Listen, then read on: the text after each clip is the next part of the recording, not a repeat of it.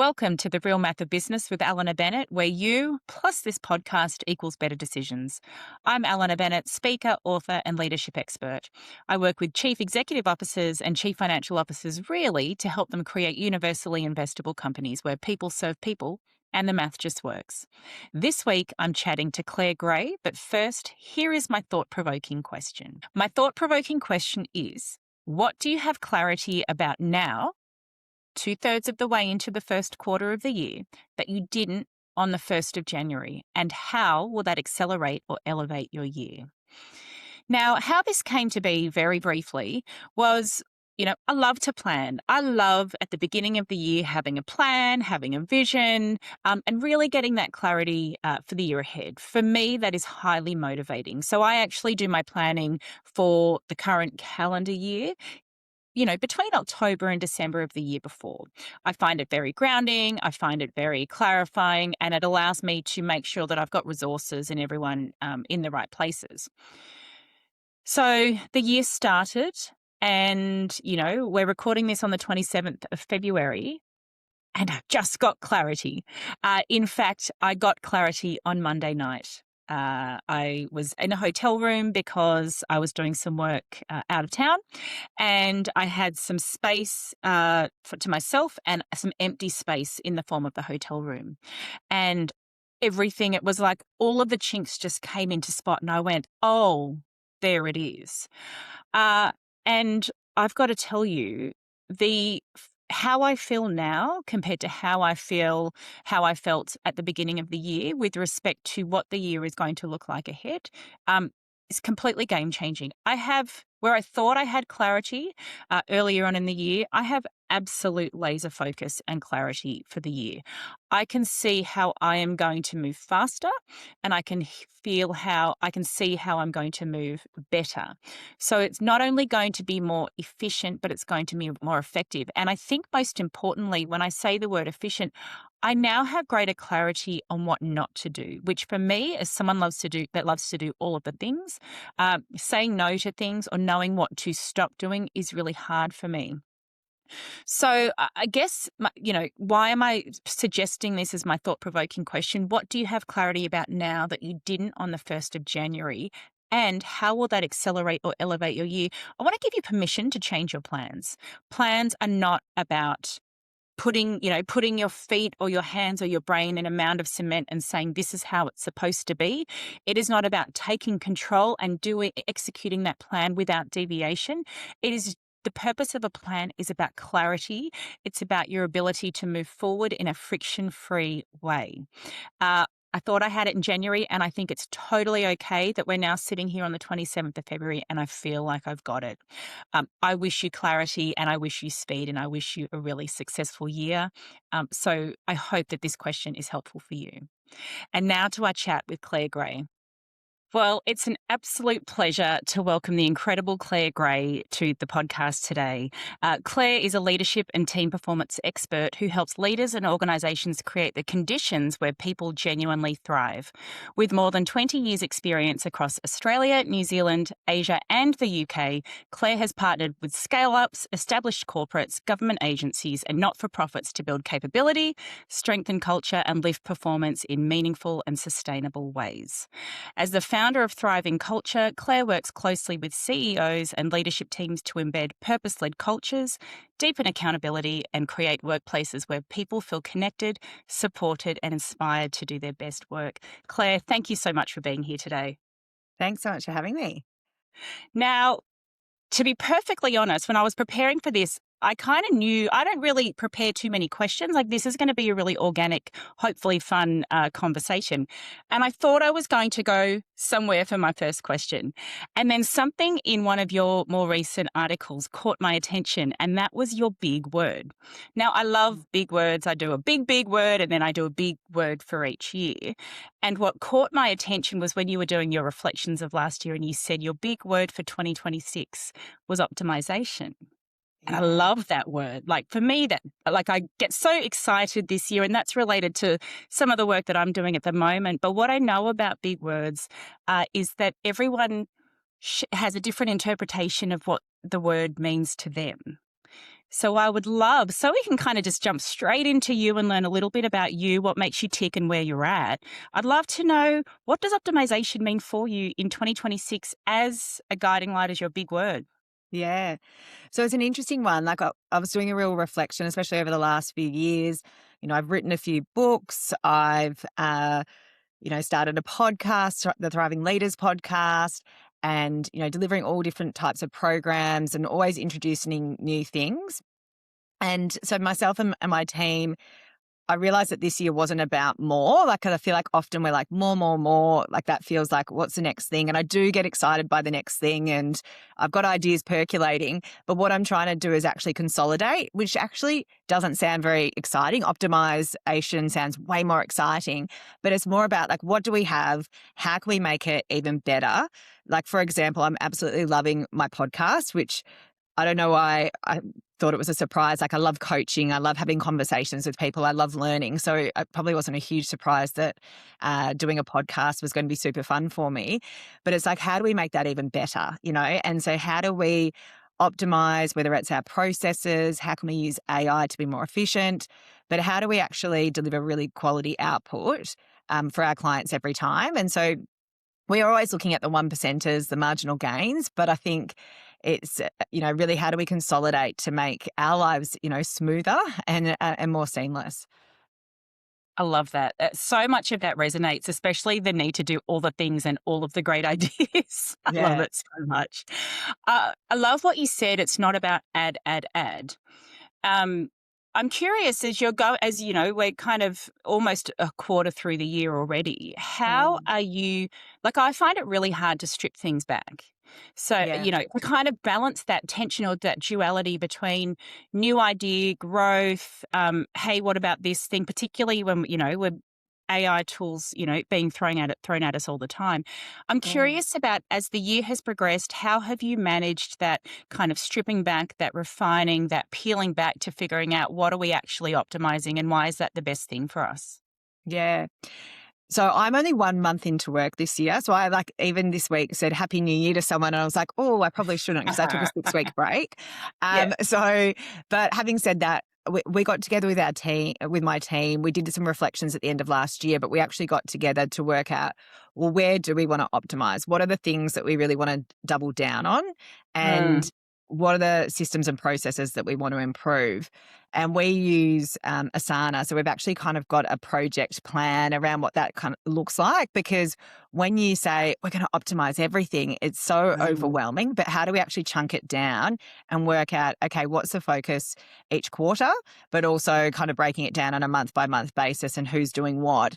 It's almost like a big like relief, because sometimes it just feels so overwhelming. And that's what I really notice with my clients. I think I do a lot of facilitation for strategy sessions, and often it's trying to retrofit all these things that we're already doing into our strategy, and it's this more, more, more. And the sense I'm getting, we're recording this on the 27th of February in 2026, and most people are only about 6 weeks into work in Australia, but the word's exhausted, overwhelmed, Mm. drinking from a fire hose. There's this theme of overwhelm. And I think it's that, being intentional about what you're going to stop and what are some guiding principles to work out what are the things we're going to stop. Yeah, it's funny you would use that word intentional, because my big word for 2026 is intention. Oh, and what does that mean for you?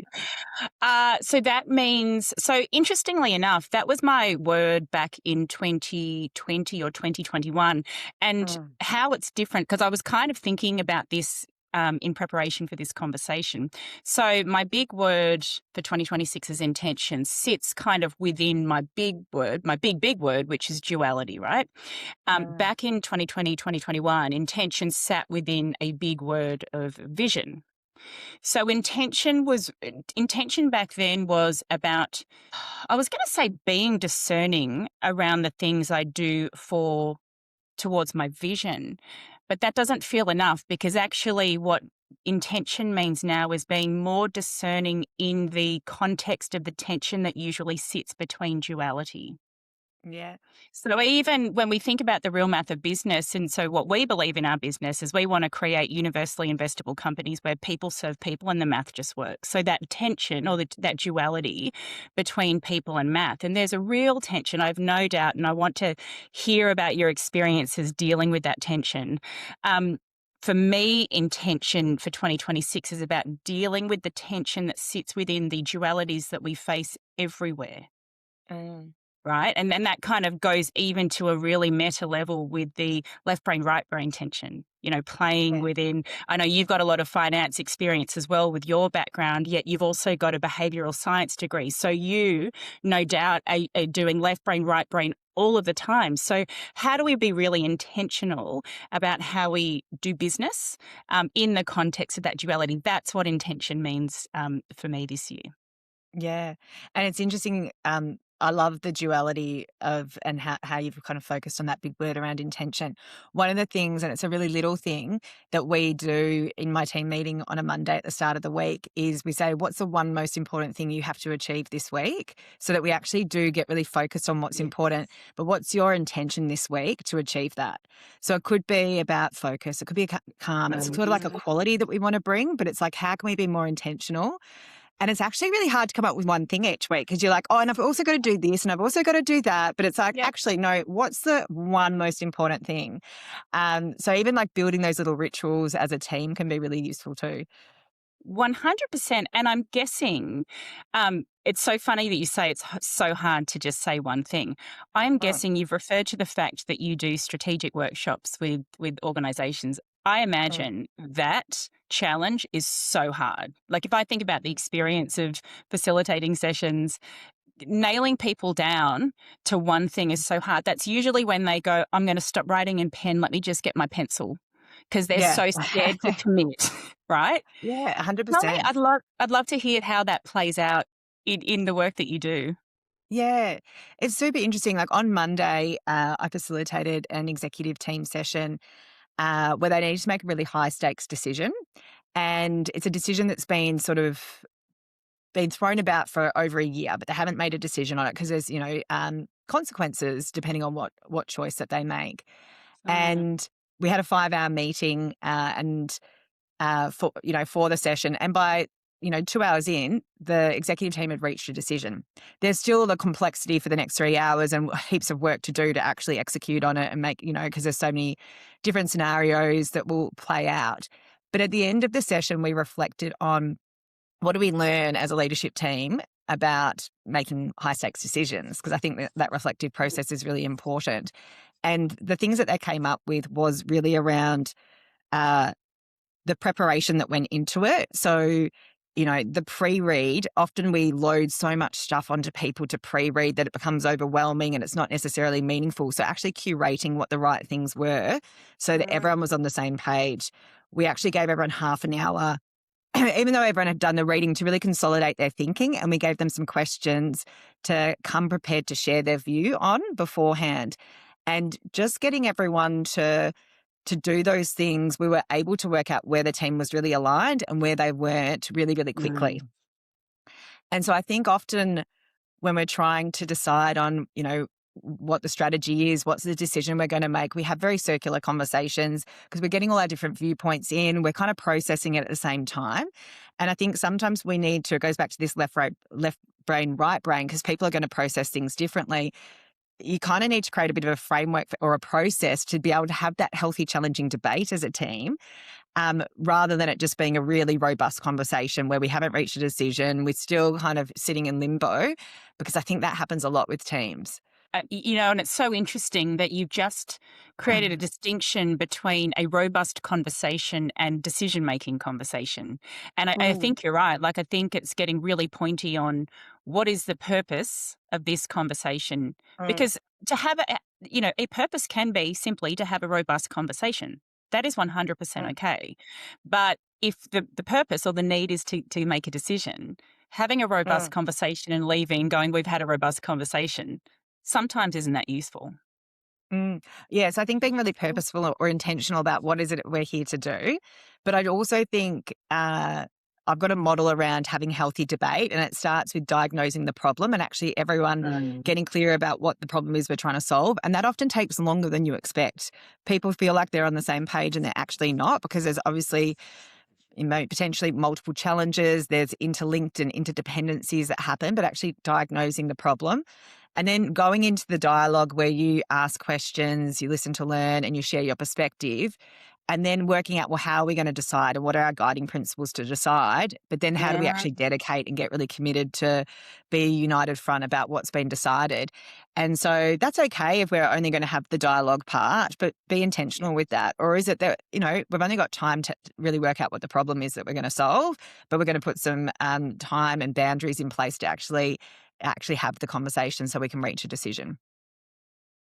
So I love a couple of things that you've just raised. I want to come to, because you've raised some really practical challenges, I guess, and that is, or challenges, things that companies don't really do that well. And one of those things is planning and preparation for high stakes conversations, and the other is being okay that while we might want to do all the things in this time, being okay with the reality that we might only get to here, but in actual fact, this may be the most important thing to drive the rest of the things, right? When we talk about numbers, when we talk about the math of business, so time is not a dollar, obviously, but time is a huge constraint, right? That people are commonly, like when we think about the things that run or drive people's behavior, time is one of those things. And I would actually suggest that time is, when we think about, a time and money paradigm, time is probably driving them, their behavior, their decision-making, probably more than money in most instances. I'm curious about how you see that play out, that relationship with time as a number. How does that play out with the clients that you work with? Yeah. It's interesting because I think we've all got 24 hours in a day. So we've all got the same amount of time. And, as I said, everyone's quite overwhelmed and we're kind of on to the next thing really, really quickly. And if I use the executive team that I was with on Monday as an example, one of their reflections was, we've had some of these conversations before, but we've never kind of got to do it in this sort of way because we kind of move to the next thing, or we finish halfway, or we don't dedicate the time to actually do it. And so I actually think it comes to choice. And I also think that a lot of leadership teams don't always have the best structure in terms of how they meet and how they make decisions.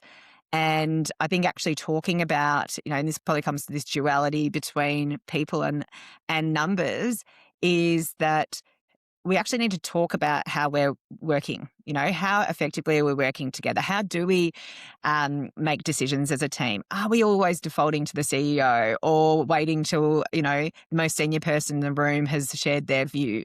Or do we actually deflect and avoid because we don't have enough data? We don't have enough data to make a decision. Sometimes you're never going to have enough data. Sometimes you actually need to use your intuition, use your experience, use your judgment, weigh up the risks. We want to make data-informed decisions, but often data can be a real excuse.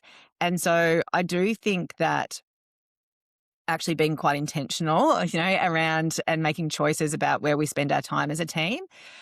So many leadership teams are going through, papers and stuff that could have been read before. If you're in a room together, better use of time would be to have the conversations that need to be had to nut through, whether it's we're problem solving, whether it's we're brainstorming, are we here to make a decision? And I think a lot of the time we use it for information sharing, which is useful, but is it the best use of our time, and how else could we share that information? So much of what you have just said makes, I'll use your word, intuitive sense, right? But there'll be people listening to this going, so what? So what? Tell me about the impact on the numbers. Come on, cut to the chase, right? So Yeah. I'm gonna list some numbers that you have on your website. And, I'm sure this was done completely intentionally to grab people like me that just want to dive into the numbers. And I'd love for you to talk about I'd love for you to kind of play with that duality of people and numbers, talking about the concepts that you have just shared, the challenges, the opportunities for companies, but grounding them in some of these numbers that you've got here from your Thriving Culture website. So we've got 37, and they're such great numbers, 37% less productivity. Mhm. Replacing one employee costs up to 200% of their salary. Like what? Yeah. 79% of employees quit their manager, not their job. Mm. Low engagement equals 21% lower profitability, because we know what people, we know what engagement Mm. scores say these days, and 2.3 times higher revenue growth for companies with leadership training. Now, what I'd love with the kind of, I mean, those are really startling numbers, right? Like they're Yeah. literally the stop. Oh my goodness. And what's beautiful about those numbers, they're really easy for anyone who's in a business to go, that could be me. That could be me. Yeah. Do I have that? Oh, that's probably a problem. Oh, geez, that number would be really big. Mm. Can we almost go back in time a little bit and talk about some of those things that you just shared in the context of those numbers? Like bring those numbers, like if you can bring those numbers to life for us a little bit with the work that you've done.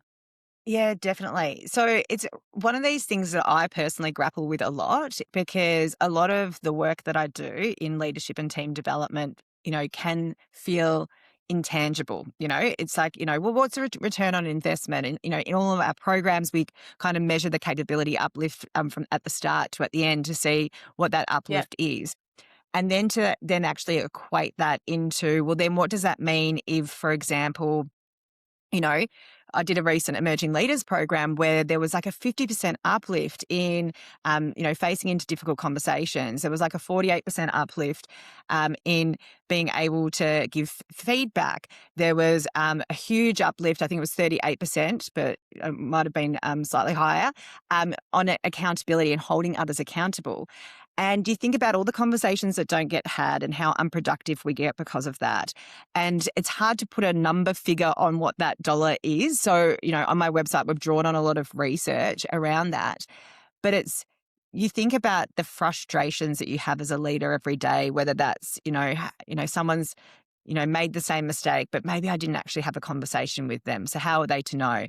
And the inefficiencies that come out of what we do, you know, if, for example, this leadership team still hadn't made this decision, what is the impact financially for their organization because of that? Because there's huge revenue impacts because of it. Sometimes indecision costs Mm. organizations a lot of money too.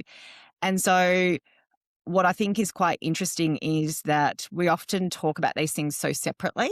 Like you talk about how engaged people are, but it can be quite challenging to make the interlinks between those things. I do think having AI and other tools around us is actually helping with that, bringing some of the research and the data together because it's hard to quantify some of these things. Mm.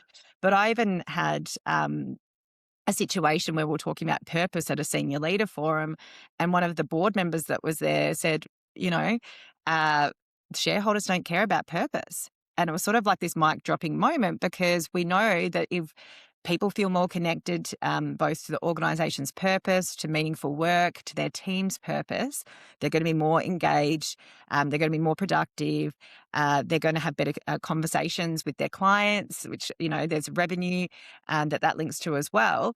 Oh. Uh, but if senior leaders don't believe this, then, what choices are they making at that C-suite level and board level? That is a massive mic drop moment. And I can't help but think if anyone got wind of that, there would be a mass exodus for the reasons that you've just described.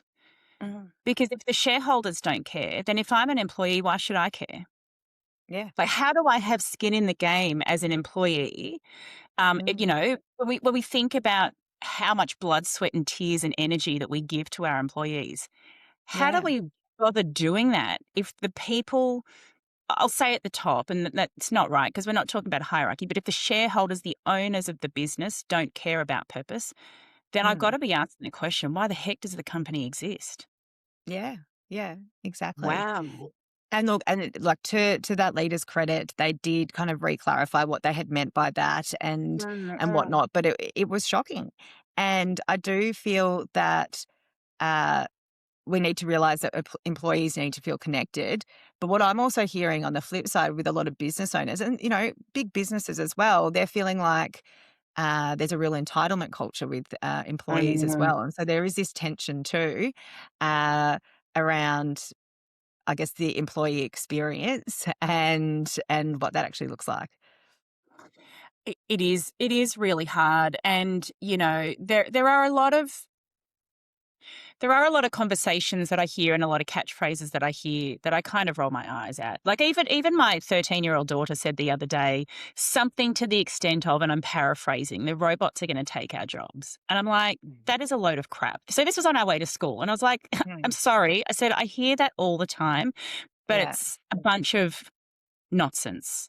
I Mm. said, when used well, the robots will allow us to do more interesting work. It'll allow us to do, more high value work. Now, interestingly enough, she's just told me last night that they're about to learn about the Industrial Revolution. So, I'm hopeful that she kind of can see the Mm. connection and therefore what these so-called robots are going to uh, allow for all of us, and certainly her generation in the workforce. But I guess, when I hear that's such a throwaway term, isn't it? The robots are going to take our jobs. The younger generation is entitled. Like there's such generalizations that I sort of roll my eye and I go, well, so tell me what that actually means. Like, show me what Mm. that looks like, and let me have a chat to those people, because they're probably not entitled. There's probably just a ginormous disconnect between what somebody's saying here and what somebody's saying here. Yeah. And I think it's really interesting, no doubt you see this all the time, interesting to find that through line to connect the dots, because that's when performance just blows up in a positive way, right? 100%. I think that's often the disconnect. And I feel like, middle managers are kind of the meat in the sandwich to some extent. They're Mm. leading change when they're hearing about it for the first time and it impacts them as well. And, you know, the messages that is sometimes communicated from the top don't always resonate, but they've still got to communicate them down. Uh, and so that's why I think leadership capability is such a huge focus. We talk a lot about psychological safety in the work that I do, and for me, psychological safety, which is the ability to be able to take interpersonal risks as a group, is such a fundamental part of having a thriving team. Mm. And what I find is really interesting is the interconnect between having psychological safety and accountability is so important, because often have people hear psychological safety and they think they just need to be nice to everyone, but there's some tension in psychological safety. It actually feels a bit uncomfortable, and there's this level of accountability that comes with that, which creates a learning culture within a team. What's really interesting is I think a lot of leaders perceive that they are creating this environment, but actually only 26% of leaders actually are creating, according to McKinsey, psychological safety within their teams. And so I think actually focusing on some of these things about the environment you create, the shadow that you Mm. cast, and all the other cliche sayings as well is really, really important, because I think it has such an impact on the culture within the organization, and whether you know, there's a perception of entitlement, or there's a perception that, senior leaders don't understand what's actually happening. I love that you've mentioned psychological safety, interpersonal risk, and the perception that psychological safety means we just need to keep people happy. Because I think, Mm. when I think about the Newton's cradle, like I kind of go, back in the day, probably when you and I were, baby corporate people, um, Mm. command and control was still okay, right? And it definitely was Mm. hierarchical. We just listened and did what, the people above said. Now, employee experience, well-being has been put on the table. And so companies have kind of swung over this side, right? Yeah. And they go, oh, we want to make sure we're employer of choice. We've got a great employee value proposition and all of those things. And you know what? From a customer value proposition perspective, we can connect employee experience to customer value. So yay, we want to make sure our employees are happy. But what I find, I mean, at the end of the day, we're still running businesses, right?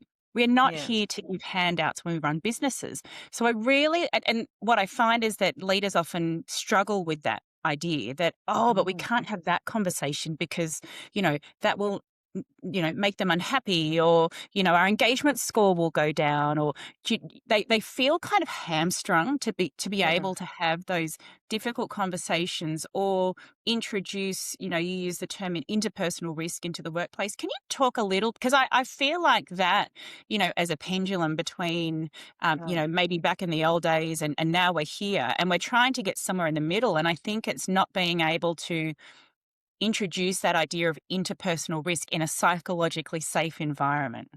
Yeah. So it is about like psychological safety is an interesting concept because it's not something that you can easily measure because you can't say to your team, how psychologically safe do you feel? Because they're not really going to tell you. So it is like more of a sentiment so that people feel that they can be vulnerable or kind of share a bold idea without being cut down. And so, and it happens within a group. So it's not just something that happens between two people. That's more trust on a one-to-one level. So it is this Mhm. group norm that happens. But what I actually think's quite strongly linked to psychological safety is accountability. And I'm very passionate about accountability because I think it is a privilege and everyone should um, if someone's giving you accountability and you take on that accountability, it should feel like a privilege. What I notice kind of systemically within organizations is there's this perception that there's this lack of accountability within our organization. And what I actually think it links to is for us to actually execute on strategy, you need to get your teams, so multiple teams aligned to that strategy and collaborating cross functionally. And that requires individuals to be accountable for what's required of them psychologically for performance and for behaviors. It is about within teams having shared goals of what we're going to achieve together, but then actually collectively from, between teams, being able to Mm, have the difficult conversations when my priorities are different to your priorities, but we're dependent on each other.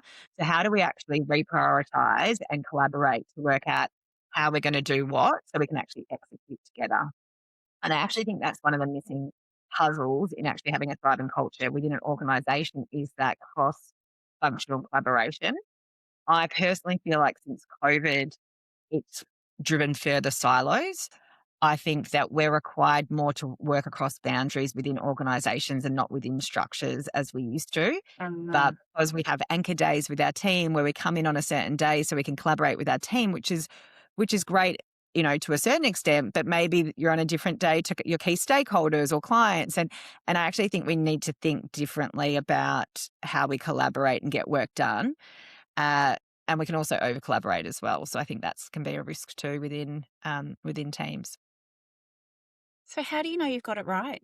Which number? Let me ground it in Oh, a number. What's the yeah. number that would tell me that's working? So it's an interesting one. I'm starting to feel like employee engagement surveys aren't measuring the right things.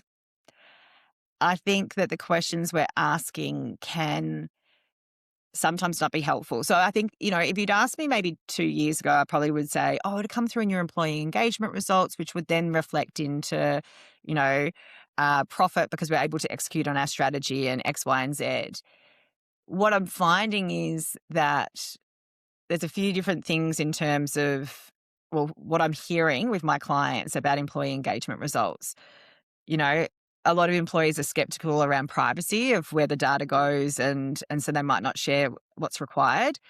Especially when we're doing these pulse surveys and we're trying to hit a certain percentage of people completing them. People are just like click, click, click, click, click, and not really thinking about it potentially.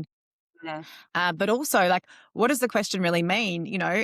I've got one client there I've had for a couple of years. The vision within the organization, no, the vision is communicated to me and motivates me, and it's scored lower. And it's like, well, is it that we don't have a clear vision? Is it that people aren't communicating it, or is it that it doesn't motivate me? And I was like, well, we could get in a real tizzy over this. Like, are we actually measuring the right things? Actually don't know what the answer is in terms of a measurement for this actually right now. Do you have a view? No, I don't. That's why I asked the question. I thought because I Yeah. think that's it probably leads in. You preempted one of the questions I was interested in, and is that is what are the metrics you use to measure all of your different thriving programs, like progress, growth, and Mm, achievement in your thriving programs? And I guess insert thriving program with any other company name really is what we're talking mm, about, because we're talking yeah. about really intangible. attributes, and how they do show up in the numbers. And I think that's really hard, and I think even when, as I shared at the beginning, sort of my intention is about deriving intention from the intersection or the tension that exists within a duality. Um, and I don't know the answer to that. Like, I don't know, Mm. because there are so many different elements to it. Like you said in that one question in the engagement survey, Mm. you're then juggling okay, so do we go and invest the time to go and find out the answers to all of those questions, or do we ask 3 questions instead of 1? Yeah. It is really hard. So no, I don't know the answer to the question. I think it's Mm. fascinating though, and I think it's Yeah. okay for us to not know the answer. Yeah. And um, I think sometimes with some of this stuff we can uh, kind of go into like analysis paralysis, like what's the right thing to measure? And I think some of Yeah. these things are, culture is one of those things. Like we use engagement survey results to manage culture. It gives us a bit of a sense check of where things are at. But like, Mm, if we think about an organization being there to deliver on its purpose and execute on the strategy as an organization, whatever that might be, there might be other indicators that we could be looking at, whether they're lead lag indicators around our ability to do that. And some of that will involve how people are collaborating, how we're getting the work done. And I guess the lag indicator is our ability to be able to execute on those things. mm, So, mm. yeah, I guess for me, I come from a people orientation, I'm a believer that if we focus on the people, then the numbers will come. I think the people is the lead indicator because they're the people that are doing the work. And I think when we always fixate on the numbers, it can often drive the wrong behavior. Yes, we need to be across the numbers. We need to make data informed decisions. And we also need to ensure that our people are focused on the right thing. They can hold each other accountable. They're setting clear goals. They're having difficult conversations and innovating and challenging each other. And because the people are who gets the work done. Yeah. I couldn't agree more. And what is interesting about the real math of business, the real math of business is a hypothesis. I'm not here to Mm. tell anyone the answer. And so this is why I love these conversations, because I never know where they're going to go. I never know what the resulting ratio is going to be from our guests. But Mm. what definitely appears to be, actually, what definitely appears to be my challenge is to really have a numbers only conversation, because everybody, it's like this universally agreed belief that it is fundamentally about the employees. Yet, all we do get inadvertently fixated on numbers in business. And I think, and this, to be honest with you, again, this is why I love these conversations. This thought has just entered my head as you were Mm. talking. Um, this is the time dimension that gets in the way, Mm. because it is time is the only reason we fixate on numbers. It is the only reason we make bad people decisions for Mm. numbers, is when we go, oh crap, we've got our earnings call, we're at the end of QX, we've got our earnings call, we need to front up to our investors and we haven't hit our numbers. Okay, let's slash some costs, let's do this, let's do that so we can hit the numbers, right? Because I Mm. think my experience is if you put most people in a room or even just one on one, they will all say, our company is here for this purpose. And fundamentally, it is the people that will deliver on our purpose. So our people Mm. are our most valuable asset. And yet something happens that kind of shakes that phrase, that belief. And I think actually, through this conversation, I'm thinking maybe that's the role of time. Um, yeah, I think it's fascinating. Mm. It also could be to do with people's fear because we can't put a number on the people stuff a lot of the time. So that feels uncomfortable to be operating in the ambiguity and the grey. And I do realize that, when we're looking at the numbers as well, there's lots of assumptions baked in and different, subjective perspectives that help us inform what the numbers are and the story it's telling us. But it's almost because we can't necessarily feel it, touch it, or we Mm. put labels on it and sometimes they're helpful, sometimes they're not. It feels uncomfortable. Yeah, 100%. And it's interesting, you just said put labels to it. Money is just a label. Like, money is Mm. just a label to try and demonstrate some sort of common understanding around value, right? Mm. Um, You've reminded me, I had a conversation with a client recently, and we were talking about, they're a listed company. They were talking about kind of return to shareholders. And she was describing the tension that typically their ROI is delivered with a long tail, like it's kind of a long burn to deliver results. So typically their investor base or their shareholder base have been in it for the long run. They're not in there for short trades, short cycles. But what's Mm. happened because of um, some communication to the market, it has driven a different group of investors who are interested in shorter term returns. They are interested in, getting their bang for buck in a shorter time frame. And so now the company is really kind of stuck in this tension between we still believe in our purpose. We still believe in the intention of said announcement, but unfortunately, the consequence of that is they've driven a different type of investor base that wants different things from their money, from their shareholding. And I think that what I heard, the conversation I had with said client was it's driving some really interesting behavior and Mm. conversations around the exec, because they're now having to play this shorter term game when actually they're in a long term game business. So what I'm interested in that is what behaviors is it bringing out in the exec? And it's probably different behaviors for different people, but what are you observing? Well, what she's observing is we've got to hit the numbers. How are we going to get the numbers out now Mm. in the shorter term, knowing that the return on said new initiative is not for a longer time frame. So Mm. it's really an expectations management game that you're playing, which is quite often the challenge when you're communicating with a market and when you're communicating with a broad range of investors or stakeholders. Like this challenge is Mm. internal and external as well, right? Mm. But yeah, it's the how do we front up and try and have a conversation providing confidence around the long-term viability or growth of our business, knowing that there are Mm. some people going, but I want to draw my money out, in half that time. Yeah. And it's interesting because it's sort of, you know, we can make short-term decisions to get short-term results. And some of the decisions we make, we need to think of what are the implications of those decisions longer term. Because I'm sure, Mm. they might get this return if they make certain choices now, but then are they thinking about the long term? And so sometimes when I work with, leadership teams, when we're making decisions, actually talking about what type of decision it is.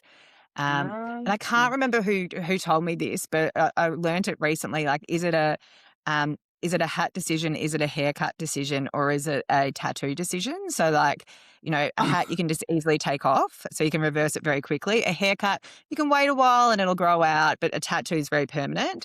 And so, like, yes. even just having little lenses around Oh, that's the clever. decisions that you're making and the implications, but also, as a leadership team, like, what's the legacy we want to leave in terms of some of the decisions we're making now in the long term? And I think that's so hard. The legacy conversation is so hard if you're making a whole bunch of, or if you've got people who like to make hat decisions. I love that, by the Mm. way, hat, haircut, and tattoo. Yeah. Because legacy is a tattoo conversation, right? Mm. But if I just want to switch around hats, that there's a huge disconnect there. Yeah. Yeah. And I think the disconnect can often come when there's different views within the leadership team about what type of decision we're actually making is as well. So even just getting on the same page with that. Because the thing with teams, especially executive teams, you don't want teams to agree. You want some disagreement, but you need to Yeah. then get aligned and united to what's been agreed, even if what we've chosen isn't actually what your first choice would have been. And it comes down to the conversations that we're having. Hmm. Let me ask you this question. So this was going to be my first question, by the way. So I love it that we're Mhm. how many minutes into the conversation and we finally got there. What's your favorite number in business? So and I'm curious now, given the conversation we've had, I have no idea where you're going to land on this. What's your favorite My number in favourite business? number. So for my own business, like as in me running my business, the number that I focus on the most, or when I'm working with teams, because it's probably different. I think so. For me, I think about my perspective of business. So Mm. I try to find the in between the two. Yeah. But if you've got two different answers, I'd be very interested in both.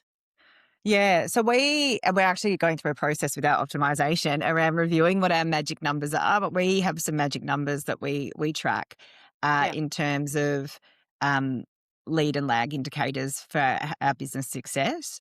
So some Mm. of those for me include days of delivery, like dollars up, days down. Other things around uh, like, because we've just launched a podcast in the last couple of years, so we've got looking at tracking that in terms of downloads. Mhm. We also look at a number of different sales figures. But what's my favorite number?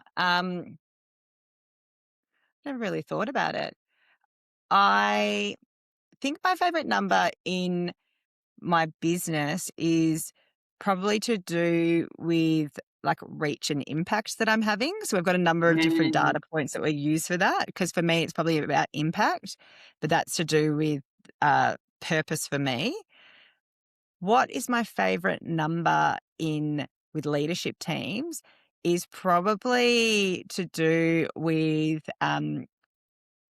we do a diagnostic called the Thriving Teams Diagnostic. There's probably two diagnostics that we use that I find tells a huge story. The first one is the Thriving Teams Diagnostic that we do with leadership teams because it really surfaces where there's dysfunction and where we're not talking about certain things. So that's probably one of my favorite ones because I love working with leadership teams. But in my Mm. recent book, Thriving Teams, that just came out, we also had our ripple of accountability diagnostic, which is about the individual, shared, and collective. And the reason Yes. why I love that is it probably goes to what we were talking about before about how do we measure cross functional collaboration. What we Yeah. have found from all the research we've done so far is that individually we'll rate highest, then shared, so within our team, their level of accountability will be the second highest, and then collective will be the Yes. third highest. So it's a lot of like, well, I'm doing my bit, but Well, no one else is doing their bit. Well, our yeah. team's okay, but it's all the other teams that aren't doing their bit. And for me, I like that number because it opens up a conversation about cross functional collaboration. The fact that we know that we've got a self serving bias to always think that we're right and everyone else is wrong, and to actually open up conversations to collaborate cross functionally. So they're probably the two numbers that I like to focus on with teams that I work with. Oh, I love that. What's that last one? What's that called? Like, what's that metric called, or what's the diagnostic called? How do you The refer to that? diagnostic's called the ripple of accountability, and people can Yep. find that on my website as well. And in my Oh, book, it kind of talks to the ripple of accountability, yeah. the individual, shared, and collective accountability, because that's how we create a culture of accountability when you actually get focus on all three of those things. And I love what you said. And actually, I think you've just defined for me a really helpful lens of what is the purpose of numbers anyway. You Mm, said several times what's really useful, it opens up a conversation. And mm. actually, isn't that the purpose of numbers in business anyway? Yeah, 100%. Let's open up the right conversation. And I Mm, think actually it opens up a conversation. And so what we see, if we're going to focus on lag financial measures like mm, profit, like revenue, um, they will open up a conversation, but it's unlikely to be the right conversation to open up, will it? Whereas if yeah, we open up a conversation about the ripple effect of accountability, well, mm, wow, that's going to, no doubt that will drive revenue, profitability in a dramatic way. That is the right conversation to be having. yeah. And like, even if we're focusing on the numbers, one, it's about conversations, but what's the story it's telling us? Like, how do we actually have good data storytelling to be able to tell this, to understand the story, to then have the conversations to make the right decisions that we need to make. And I feel like that can sometimes be a gap with levels of capability within leadership teams. Yeah, 100%. I love that you've referred to thriving teams. Congratulations on thriving teams. Thank you. Uh, One of the things I would love to know, so you've talked about how that goes through the ripple of accountability in more detail. One of the things I've experienced when writing a book, and actually Brene Brown refers to it in her book. I love her latest book, Strong Ground. And she actually said that she's actually demonstrated the same thing that I'm about to ask. And that is, when you throw the book such a here's my stuff thing, like it's such a Mm, point in time moment, here's what I'm thinking. mm, One of the benefits of doing that I have experienced is that people then have an opportunity to have a really good conversation with you about what they think about said point of view. So Yeah. what I was referring to with Brené Brown is she obviously builds on some of her key definitions that she shared in Heart of Atlas, one of her Uh, previous books, because of how her thinking and the conversations have developed in that period of time. So she's actually gone in and redefined some things in this most recent book. So I'm uh, curious since, and I appreciate that Thriving Teams hasn't been out. When did you release that? November. Yeah. Yeah, so it's still in its infancy, but I have no Mm. doubt that people have a view that they are sharing with you. But Yeah. also, what have you learned since releasing that book and even, writing the draft manuscript? Because of course that's kind of your point in time, Yeah. that kind of builds on, reframes, amends the concepts in the book. Yeah, it's an interesting one because I do think there's this evolution that happens with books. And like my first book, Thriving Leaders, it talks about the skills to lead confidently. And in one of the chapters, it talks about thriving teams. And so, I wrote that 3 years before Thriving Teams. And it was always going to be my next book was like, I'm going to write a whole book on thriving teams. And then, there's so there's 13 chapters in my new book, and the last chapter talks about stakeholder alignment. So it's like the teams of teams, which is essentially this cross-functional collaboration. And if I write a third book, it will be Thriving Cultures, and it will be about that cross-functional collaboration to break down silos. Mm. And so essentially it's like building out what was a chapter in a book to a whole book in itself because there's so much to say about it. And Mm. so I do feel like I've heard Brene speak about her new book. I haven't read it yet, but it's on my reading list. Yeah, I do think there's this evolution as a point in time, and I think a lot of people who are perfectionists are like, oh, but how could you put a book out there? Because won't you change your thinking change? And it's like, yeah, but that's okay. Like, you know, uh, nothing's kind of set in stone. Like, we can, have another version that comes out. It's only been out for 3 or 4 months now, but it still holds strong now. But, in quite a few years' time, because we do talk about AI briefly in there, AI in a year's time will have shifted. Just in the last couple of weeks, AI has shifted hugely. In a year's time, what I've written there probably will not be as meaningful. And so I think that that's okay. Our thinking evolves but also the conversations that you have, because a lot of people have been having conversations who've read the book.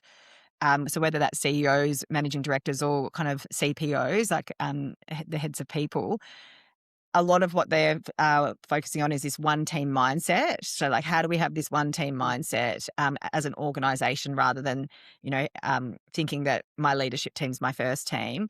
How do we actually Yeah. have healthy debate as a team? And how do we actually get stakeholder alignment and get really clear on where we need to focus? They seem to, and accountability, that ripple of accountability comes through very Yeah. strongly. So, there seem to be a lot of the themes that people are really picking up.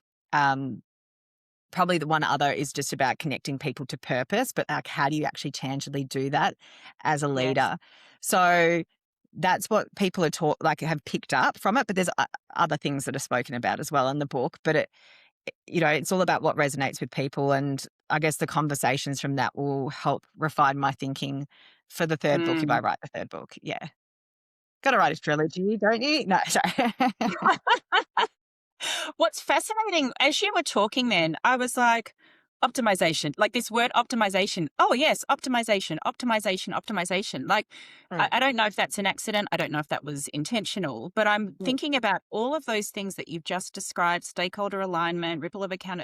I'm thinking that's just optimizing your business. Like if every mm, business read that book, implemented the concepts in your book, mm, their level of optimization, whatever number that is, if you were to mm, say, and to be honest, this is what I think is really fascinating about numbers. We could ask anybody, what do you think your current level of optimization is? And they'll mm, say, oh, it's pretty good. If you ask any CFO, they'll say it's 6 or 7, because that's mm. safe. What do Yeah, you want it to be? Well, 10, obviously. Okay, so tell me yeah. what 10 looks like. Well, they'll describe a dream. Actually, they'll describe 9 and they'll say, because 10's not perfect. Mm, The perfection is impossible. So they'll kind of give themselves that buffer. But it's actually really easy to define the impact that optimization will have, right? yeah. So I'm thinking, like, it would be so fascinating to ask that question before reading the book. What do you think Um, your level of optimization is? Read the book.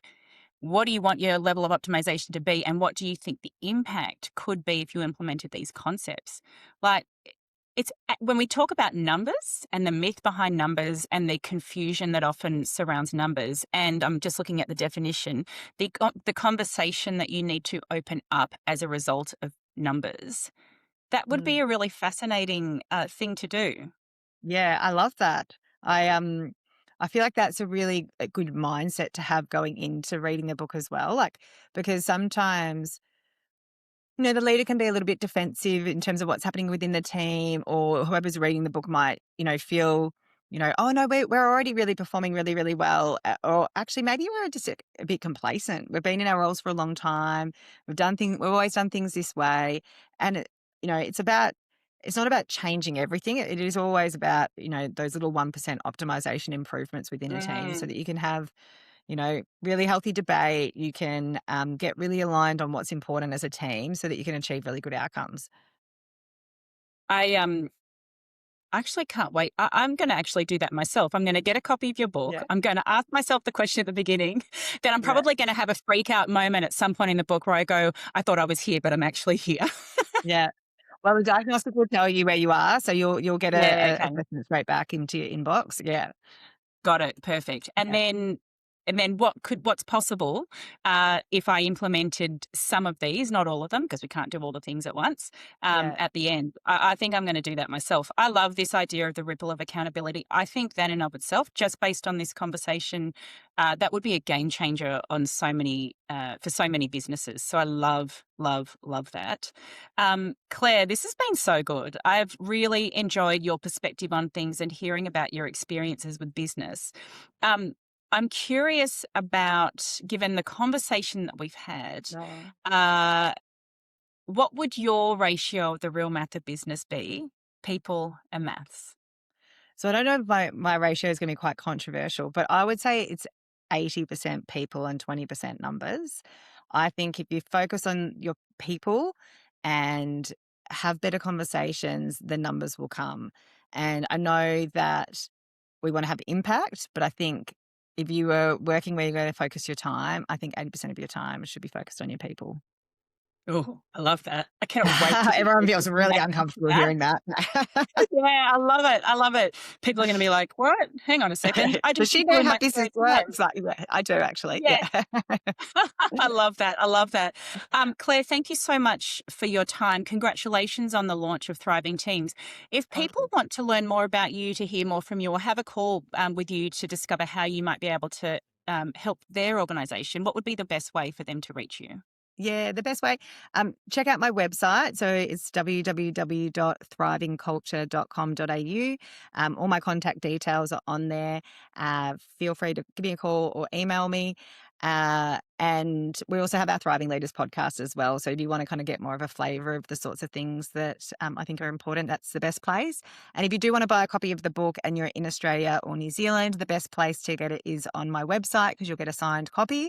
And then if you are international beyond that, it's on all online retailers, and there's also on Audible, Spotify, and Kindle, etc. Yeah, wonderful. Well, thank you so much, Claire. I cannot wait to think about 80/20 and what that means for businesses. Really appreciate your insights today. Talk to you soon. Thank you. Bye. And what a great chat with Claire, which leads us right into our listener question. And if you want to submit a listener question, you can now email us at realmathofbusiness@gmail.com. Or you can leave a comment on YouTube or Spotify and we'll hopefully get it into a future episode. This week's listener question for this episode is from Ange. Hi, Real Math of Business team. Here's a different one for you. I've been thinking about this topic for a while and I wanted to get your thoughts. If you had to choose between reliable staff and less funding, or more funding and less reliable staff when starting a new business, which would you choose? I hope this type of question is okay. Interested in your thoughts, Ange. Ange, thank you for your question. You can ask whatever you want. You can take whatever you want from my response, or you can think that it's rubbish and chuck it in the bin. I'm totally fine with that. The short answer to your question, you always go for reliable staff. We should never have less reliable staff. Now, actually, when I was thinking about it, I didn't really think um, my interpretation of reliable actually was a little bit different now that I'm saying this out loud to when I was thinking about it in preparation for this answer.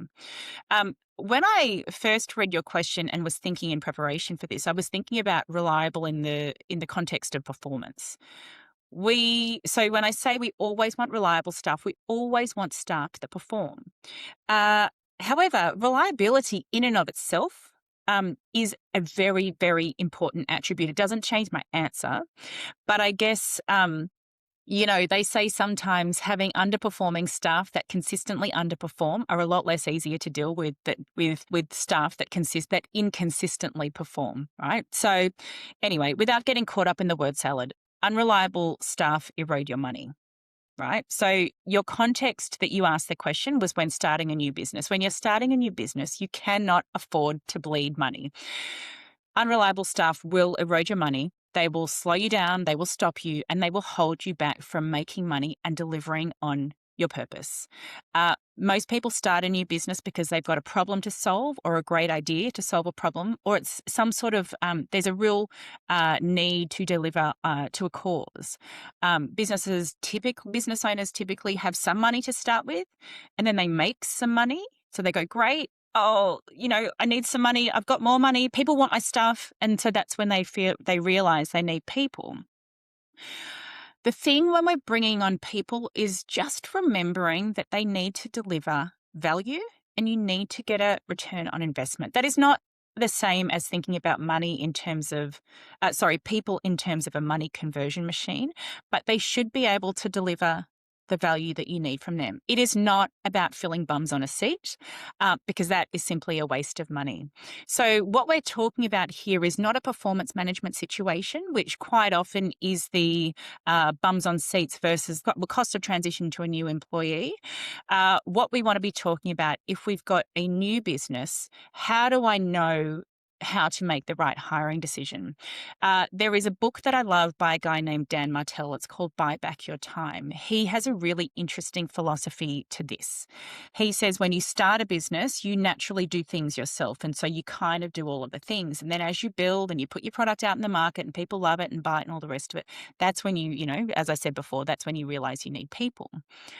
What he says, instead of going, okay, it's time for me to get a sales manager and an operations manager and a finance manager and a marketing manager, instead of doing that, just go, here are all the things that I'm currently doing. I'm going to buy back my time so I can focus on doing the things I should be doing as the founder or CEO. And I'm going to hire someone to do these specific tasks that I used to do that are creating value. So really what you're trying to do is you're trying to recruit to replace yourself. And I think that's a really useful perspective on hiring and making sure you're bringing in the right people who are reliable and deliver value. I think that's a really interesting perspective. So we don't inadvertently hire to what we've been brought up to believe a company structure should be. So reliable over unreliable all the time. Unreliable will cost you money that you can't afford to waste when you have a new business. So Ange, thank you so much for asking that question. I hope that's helpful. And if you've got some time, go and grab yourself a copy of Dan's book. It's excellent. Thank you for listening to The Real Math of Business with Eleanor Bennett. If you liked this episode, remember to subscribe for more content and stay on top of the real math of business. I've been Eleanor Bennett. Thanks so much for listening.